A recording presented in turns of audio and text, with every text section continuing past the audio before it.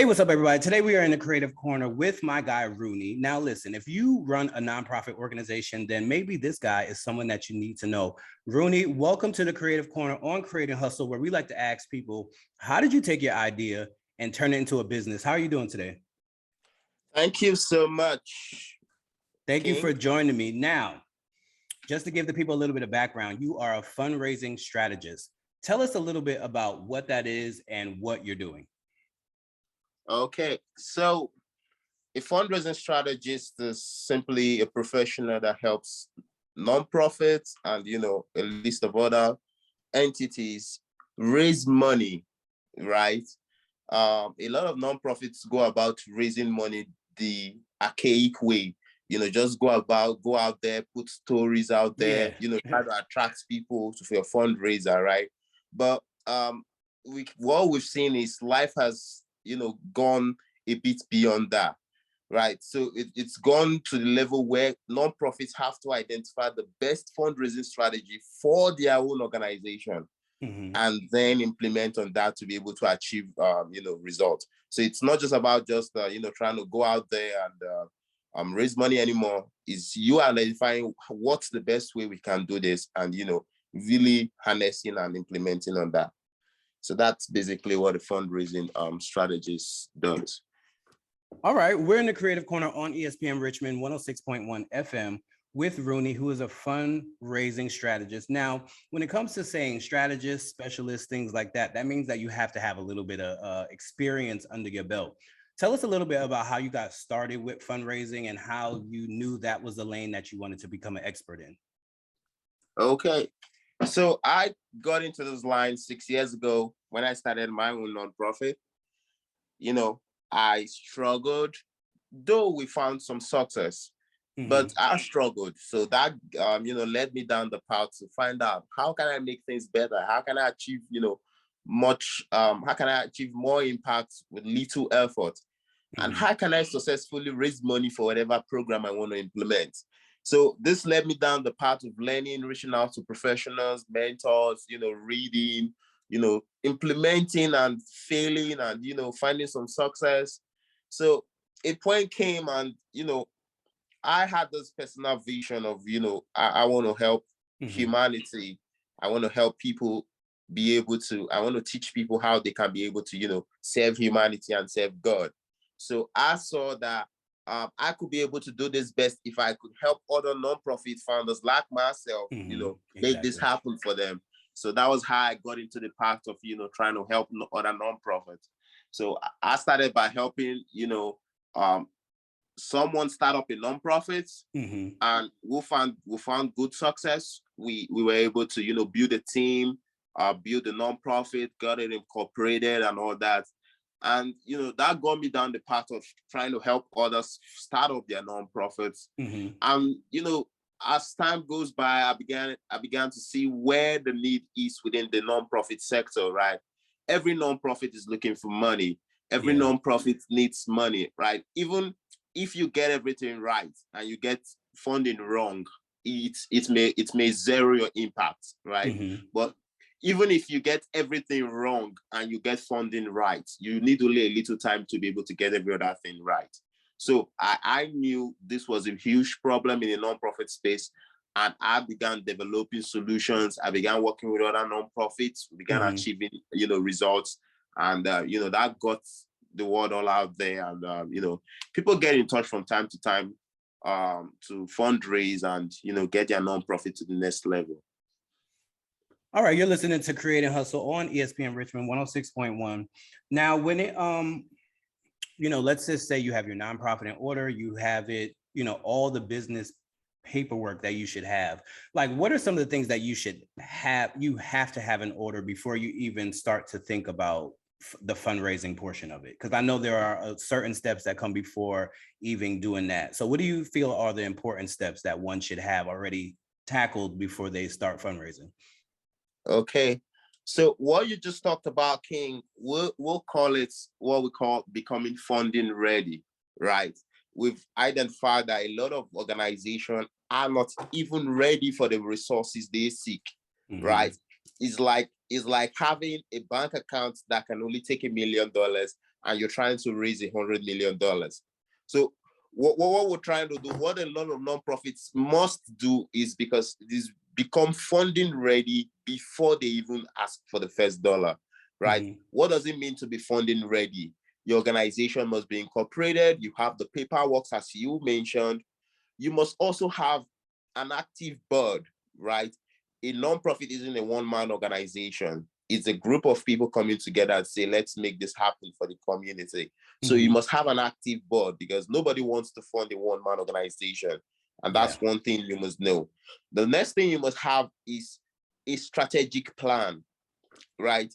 What a lot of nonprofits have is a business plan, because that's just the ideas of the founder. A strategic plan is you and your board coming together to say, this is what we want to go, this is where we want to go, and this is what we have to do.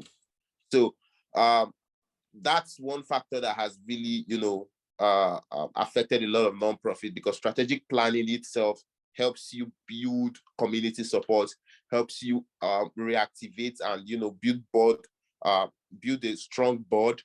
Strategic planning helps you basically create a budget. You know exactly what has to be done to, implement on your programs, and you have a document you can share to fundraiser, to shareholders and corporate sponsors, right, after the whole process. So strategic planning is also very important. Another very important aspect of becoming funding ready is accountability and transparency, right? Mm-hmm. How much have you received before? What did you spend it on? You have to be able to show, that, because whoever's going to invest or contribute to your organization wants to know that their money is being spent, the right way. Another factor you should also put into consideration is having the necessary resources and structures in place. Mm-hmm. For example, do you need a website? You have to develop a website. Do you need a social media page? Put that in place. Do you need an office space? You get it. Do you need a bank account? Do you need a fundraising link? Do you need, so these are all things you should get before. Yeah. Or when you're thinking about fundraising, these are things you should think about. Is that what you're saying? Yeah. Okay. These are the things. Do you need a time calculator? Do you need a sales page? These things have to be in place, because if they're not in place, you risk your credibility. It's like a donor going through a rough process to donate to your organization may not come back to do so. Mm-hmm. But when it's a smooth process, it's a rewarding process, the donor is more likely to come back to donate to your organization. So these are just some of the things you should have in place before going to make the ask. Got you. Okay. So we're in the building with ROONEY, who is a fundraising strategist for nonprofit organizations. Now, is nonprofits the only realm that you cover, or is that because you know that field? Or do your tips work for fundraising in any field? Well, my tips work for fundraising in any field. And if you look at my display picture properly, you'd see a book titled Money Sources. Mm-hmm. So that book is basically how you can raise money to start up a business. So that should tell you I also cover businesses. So I also help businesses, I help companies, I help brands who want to, raise money, mm-hmm. go global, and do all that good work.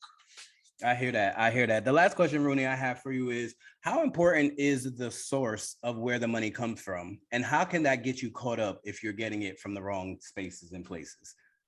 Okay, I think I like that question, because I was writing on corporate sponsorship and that came to me because, you don't want to raise money from the wrong source. Yes. Because indeed. That's like the worst experience. You may get the money, but you may get all worked up building and maintaining that relationship that you regret even getting the money in the first place. Yes. So what we advocate for is, the first step is you create one for those who are looking out for corporate sponsors. Mm-hmm. What we do is we create a sponsorship policy.